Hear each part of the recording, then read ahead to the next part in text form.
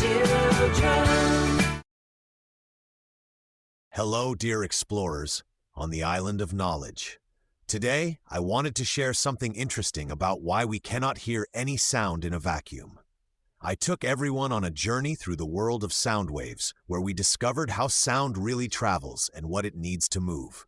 I was excited to start this adventure full of learning and discovering the secrets of nature together. At the View Tower, I met Ara and Ibis.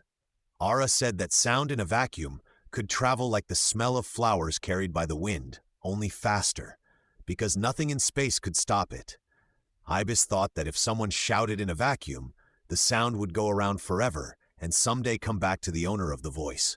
Their ideas made me smile, but in reality, sound needs tiny particles to move, so in a vacuum where there are none, there is complete silence. On the thinking bridge, I met Sloth and Capuchin.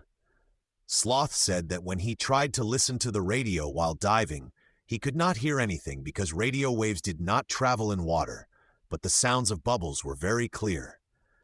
Capuchin shared how she once put an alarm clock in a glass jar and noticed that the less air inside, the quieter the ringing became. Their examples showed me that sound needs a place filled with particles, and when there are not any, it disappears. In the Golden Cave, I met Turtle and Elephant. I wanted to check what they knew about how sound travels in a vacuum. Turtle said that sound is a wave of shaking particles, and in a vacuum, there is no matter to carry these shakes. Elephant added that in air, water, or steel, sound can move because the particles pass energy to each other, but in empty space, this does not happen. I praised them for knowing so much and summed up that sound needs something to travel through to even exist and move. Dear researchers, today we discovered that in a vacuum there is absolute silence because there are no particles to carry sound vibrations.